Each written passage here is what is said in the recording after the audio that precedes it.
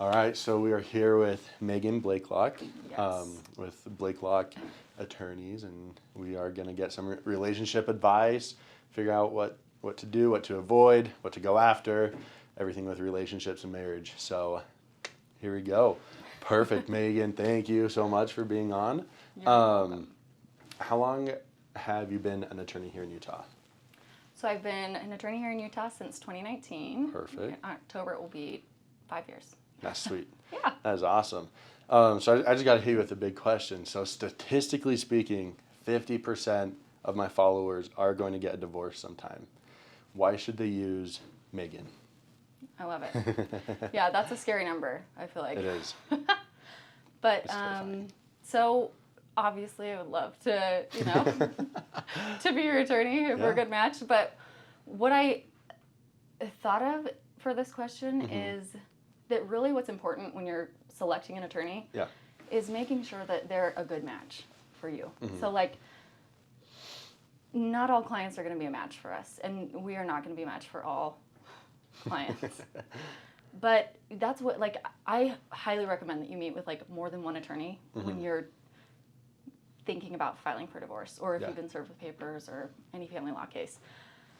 Because you want to get to know the person, you want to make sure that you trust them, that you guys like can have a good working relationship, that you get along well as like people. So that's what I would recommend, is like meet with a few different attorneys, check and see who you vibe with, who you communicate with well. You know what I mean? Because same with like some things are going to be more important to some clients than they are to other clients. So like some clients are going to want like to speak directly with an attorney, or some people can get their questions answered by a paralegal by calling. You know what I mean?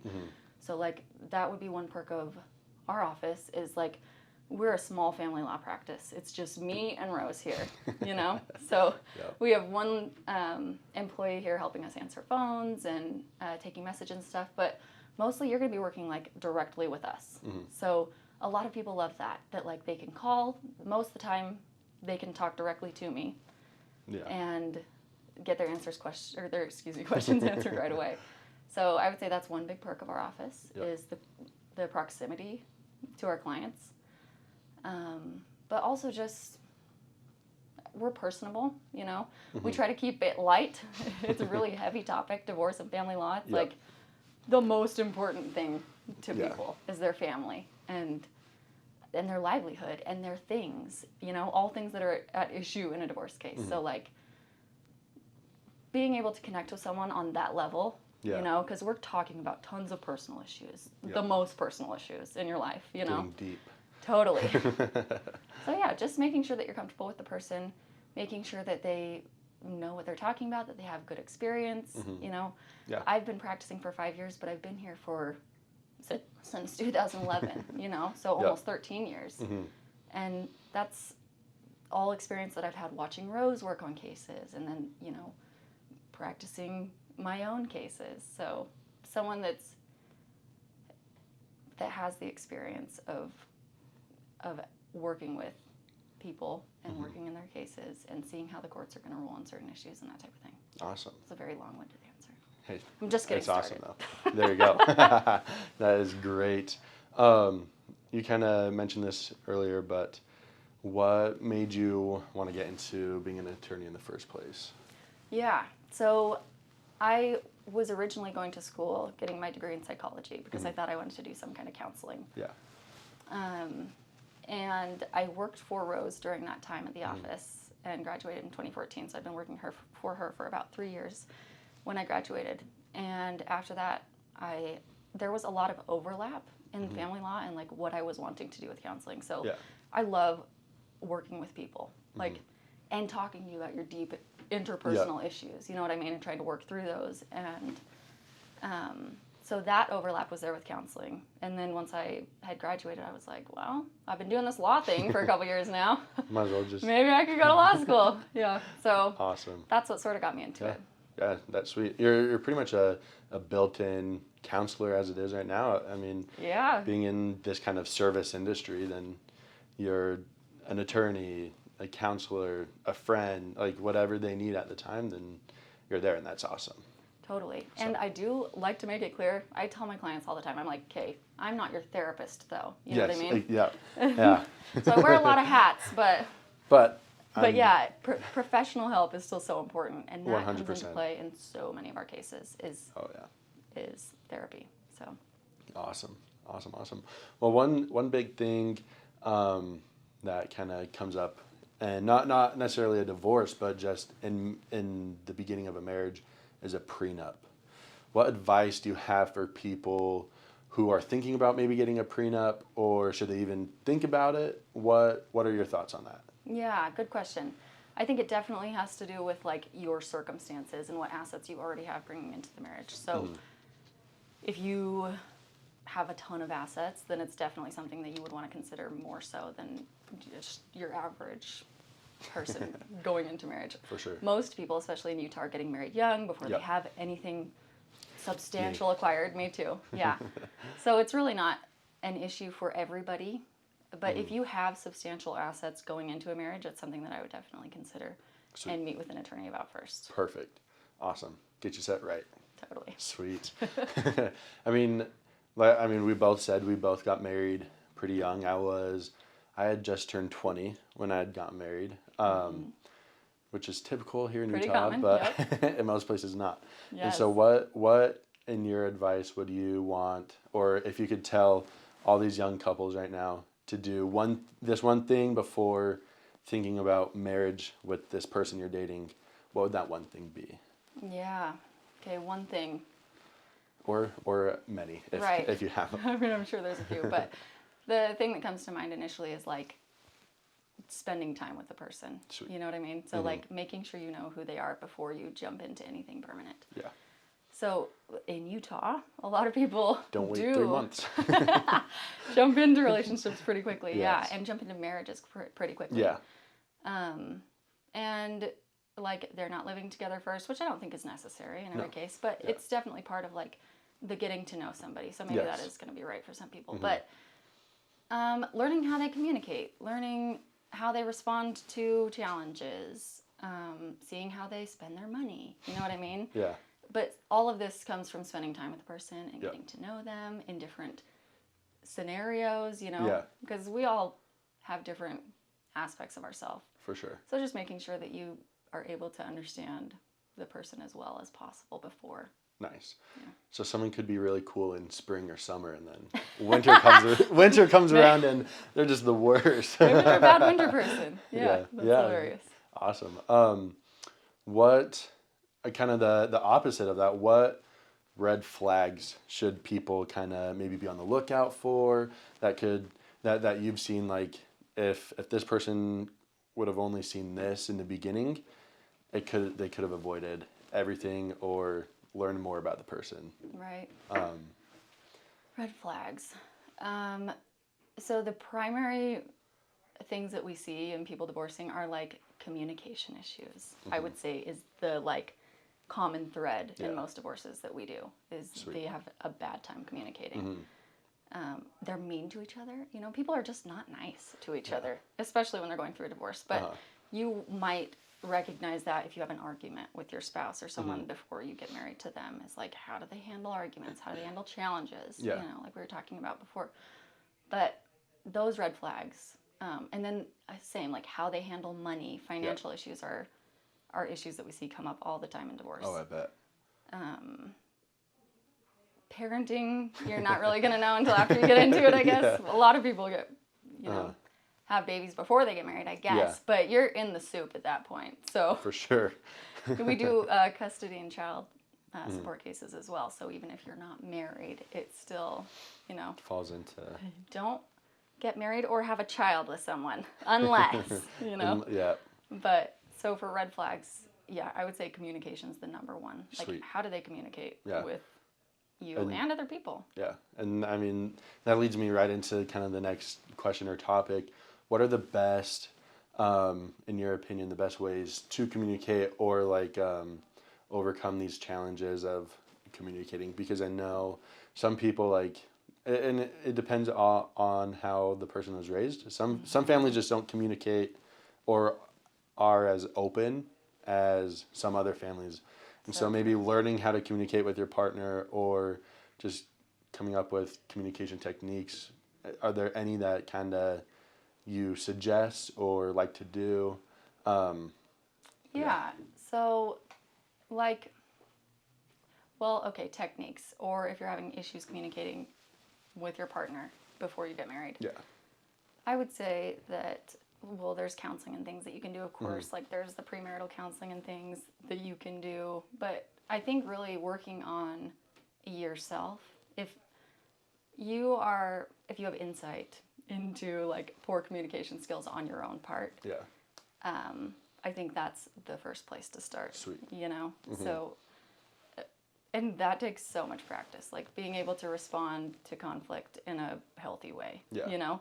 So I think learning those techniques, and there are, you know, self-help people that, I don't know, that have good suggestions on how to improve your own communication skills. But I would say that's the first place to start. Sweet. Because it's easy to say, you're a bad communicator. Yeah. You know what I mean? Yep. But being an example in that, I think, is probably the best way to influence someone else's behavior. Because you can't change who someone else is. And that's another thing, is like, the best indicator, you hear this all the time, of future behavior is past behavior, you know, and history repeats itself, and people are who they are, you know? Yeah. And I generally think that's true. I think people can change, of course. But, like, if you notice a problem when you're dating somebody, I think probably that's going to persist, you know? Yeah. So also in, like, getting to know somebody, like, if you recognize these red flags and you think that you're going to change somebody, probably you're not. So if you're not okay with who a person is before you get married, you're probably not going to be okay with that behavior after you get married. And it's probably not going to change, you know? Yeah. So I guess things that you can do to improve on your own communication is where you would start, you know? And then maybe take that into, like, a marital counseling thing. Just to make sure you're on the same page. And, for sure. And having conversations with your spouse about, like, look, I'm trying to improve this communication thing. Sweet. I guess. Awesome.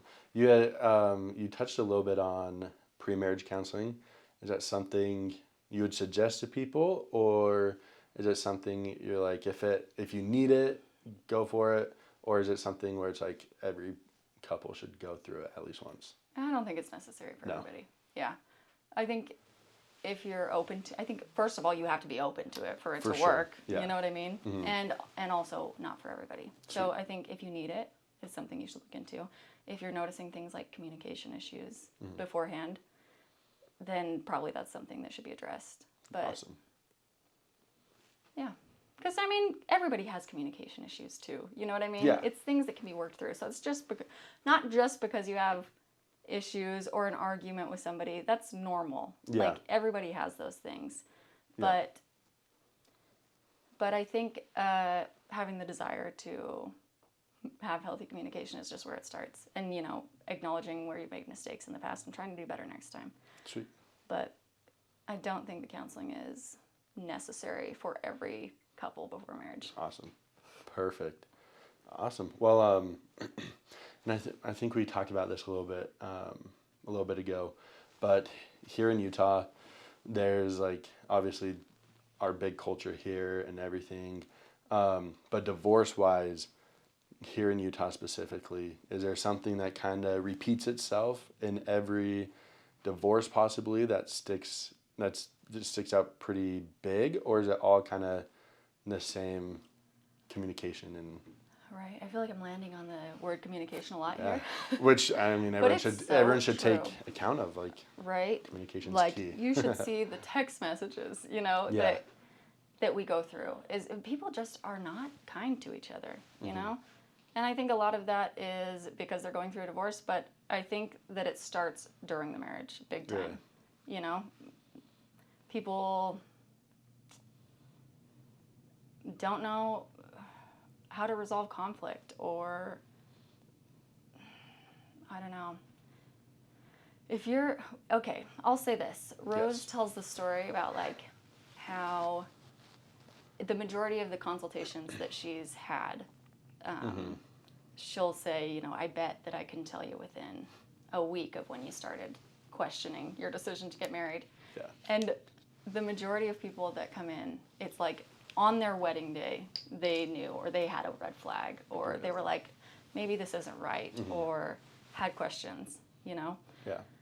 So I think people's intuition is a big thing. And I think that when they're in the throes of a new relationship, perhaps, they want to think that people are going to change, or that these red flags are going to go away, or that type of thing. But I think that if those things come up, they need to be addressed when the concern arises. You know what I mean? Or else those things snowball into bigger things.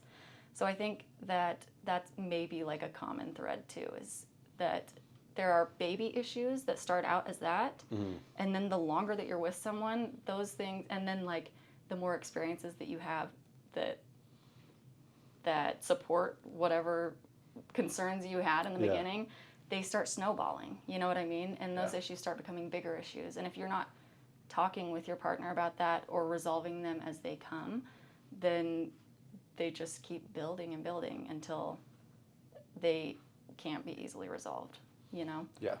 So probably addressing issues as they come up, which goes back to communication. Especially with the little stuff is kind of what I'm hearing. Yeah, I think that's a good place to start for sure.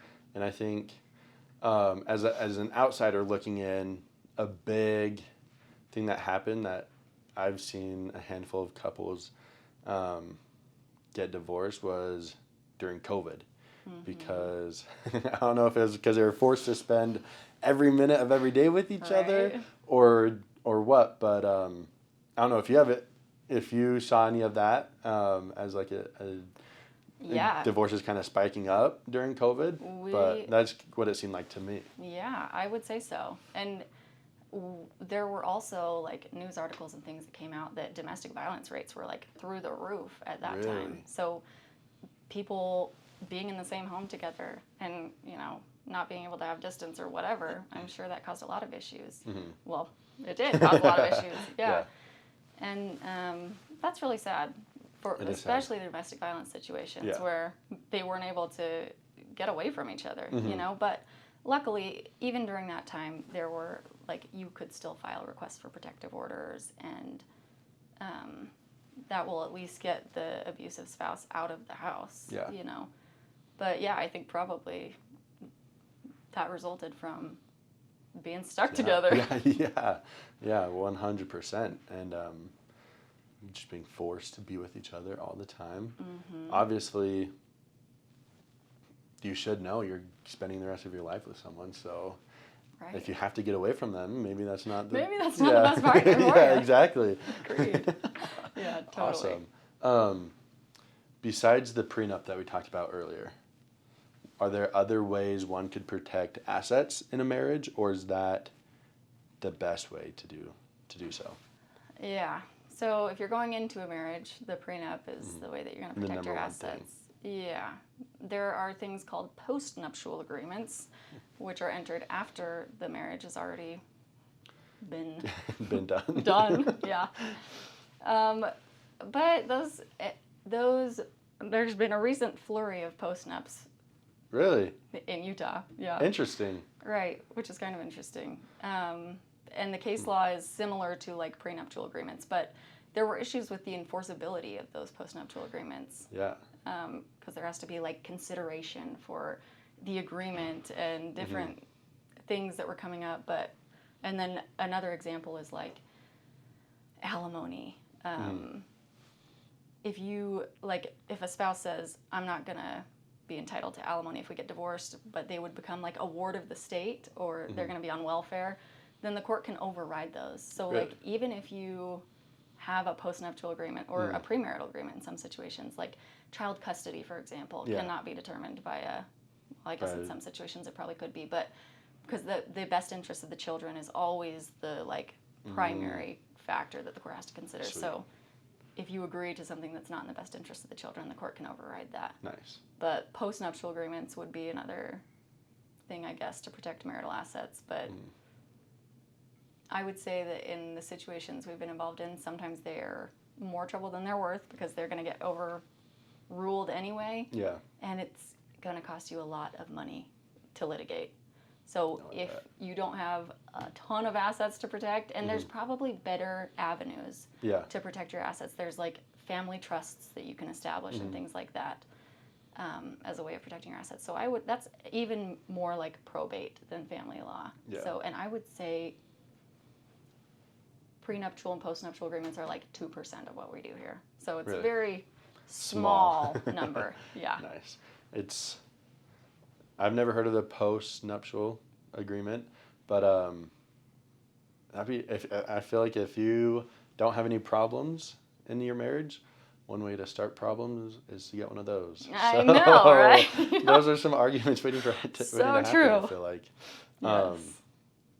But obviously, if there's little disagreements in the marriage, or things that can be overcome, you definitely want to avoid getting a divorce and overcome those. But in your experience, when is it time to finally kind of call it quits or come to the decision like it's in the best interest of everyone if we call it? Yeah, I think it's going to be different for everybody, but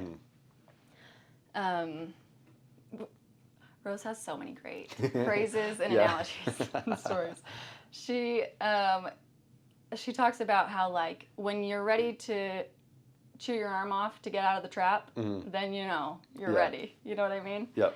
So when I think each person is going to know when they are personally ready, but it is a huge decision. It's not, like, I have people come in here for consultations and I'll discuss with them and it will come out that, that I don't think they're ready for a divorce. Like, they're still emotionally in it. It seems like there are problems that they're willing to solve, you know what I mean? Yeah. Or even once a divorce gets started, we'll put it on hold sometimes for the parties to try to reconcile. And you just file a notice of reconciliation with the court and it will, dismiss the case or put it on hold for a while to try to get them to work it out. But I always recommend that if you think there's any room for it to be worked out, do that first. Sweet. Because divorce changes your life forever. It's going to cut your finances in half. You know what I mean? It's not great for anybody. And then your children, if you have children, it's going to be really hard on them, you know? But also, being in a contentious home with two parents arguing all the time. Just as hard. And arguably more harmful. You know what I mean? Yeah. So I would say if you're putting your kids in that position regularly, then it's time to consider getting out of that relationship. Yeah. Or if you've tried counseling and it didn't work, or, try what you can before you file for divorce. Try everything you can before you try for divorce. Great opinion right there. I just had a question kind of come into my head. Obviously with, this is more for women, but the culture here in Utah is a lot of stay-at-home moms, and sometimes the women won't finish a college degree or even maybe pursue schooling extra schooling at all because it's all about kind of taking care of the family and everything.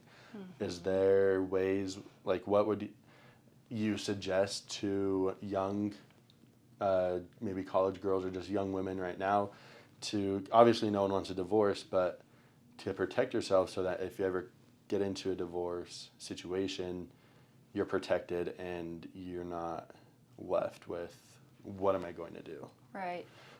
So that's sort of what alimony is for, I would say. It gives the court an opportunity to equalize the parties' income as much as possible. There's a number of ways that you can calculate alimony and, like, family support, but they're also going to be receiving child support, which is for the children, but it goes into the pot of, support that they're receiving, and then they use that to pay their monthly expenses. So alimony is in place, I think, to help account for that as sort of a safety net. It's not forever, and it's not